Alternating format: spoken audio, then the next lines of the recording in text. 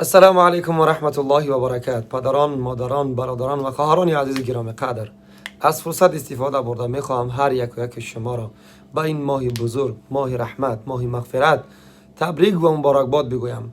برادران و خواهران و مادران عزیز، افسوس که 10 روز و 20 روزی ماه شریف رمضان از ما گذشت. خوش به حال کسی که این روزها را، این وقتها را برای فایده خود، برای دنیا و آخرتش استفاده برد، و وای به حال کسی که اینها را به قدر این روزها نرسید. و الحمدلله، الحمدلله اون ذات پاک را که ما را امکانیت داده است، فرصت داده است این 10 روز دیگر برای ما رسید. امروز یکی از روزهای شبهای قدر گفتنیم. میخوام هر یک شما را، برادران و خواهران عزیز، این 10 روز اخیر را به قدرش برسید، با طاعت عبادت خداوند باشید. الله ذوالجلال در قرآن میفرماید لیلة القدر خیر من 1000 شهر. یعنی الله میفرماید که در این ماه شبی است که شب قدر که بهتر از 1000 ماه است، بهتر از 1000 ماه است. تقریبا 83-84 سال عبادت است. انسان در یک شب میتواند 84 سال عبادت را از خود کند. پس به قدر این وقتها، این لحظه ها برسید برادران عزیز گرامی قدر، با طاعت عبادت الله باشید، با یاد الله باشید، چون که فرصت را از دست ندهید. هدف ما انسانیت در دنیا این چی است؟ رحمت الله را از خود کردن و به سوی الله ذوالجلال همچون بنده پاک بازگشتن. پس این روزها و این وقتها برای ما را فرصت است، اینها را از دست ندهید برادران عزیز. خواهشمندم، میخوام به سوی هر یک خواهر، یک برادر، یک مادر، آن چیزی که ما را از طاعت عبادت خداوند دور میکند، تلفن های ما، یوتیوب و واتساپ، نمیدونم دیگر سوشال سیتی که هسته، ما را، وقتی ما را میگیرد که ما طاعت عبادت نکنیم، یادی ما را کشان میکند. پس اینها را یک طرف گذاریم و با طاعت عبادت الله مشغول شویم تا رحمت الله را از خود کنیم. ما میدونیم که اکثریت درد و غم و پست این از گناه است، از سببی که در ما بسیار گناه است. برای همین کمبودی و مشکلات در زندگی زیاد است. پس بیایید این 10 روز آخر نجات از آتش دوزخ است.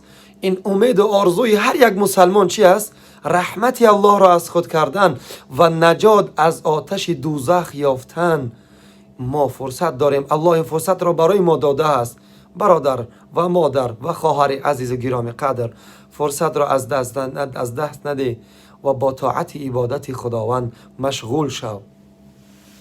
سلام علیکم و رحمت الله و برکاته. برادران در حق ما دعاگو باشین، نیازمند به دعای شما هستیم. السلام علیکم و رحمت الله و برکاته. Ассаламу алейкум ва рахматуллахи ва баракату. Уважаемые братья и сестры, хочу еще раз поздравить каждого из вас с этим замечательным месяцем. И просим Аллаха Азза ва Джалля, чтобы Аллах сделал это для нас месяц хайром. По воле Аллаха Азза ва Джалля, к большому сожалению, от нас ушло 20 дней месяца, благословенного месяца Рамадана, дни прощения, дни милости Аллаха Азза ва Джалля. И альхамдулиллахи Раббил Аламин, наступило 10 дней освобождения от огня ада. Поистине Аллах Азза ва Джалля в Коране говорит: «Лайлятуль кадри хайрун мин альфи шахр». В этом месяце есть ночь предопределения, которая лучше, чем 1000 месяцев. Хочу просить каждого из вас подходить к этим дням осознанно и знать ценность этих дней. И понимать, что Аллах Азза ва Джалля в эти дни освобождает сотни тысяч своих рабов от огня ада, чтобы мы не относились халатно к этим дням. Просили у Аллаха Азза ва Джалля, многократно просили Аллаха прощения и просили Аллаха, чтобы Аллах освободил нас от огня ада, чтобы Аллах был доволен нами. Барак Аллах. Бидниллахи та'аля наступил 10 последних дней, как уже сказал.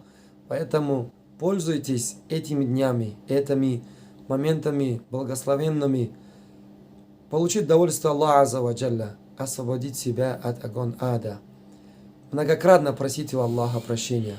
многократно просить у Аллаха прощения. Призываю всех,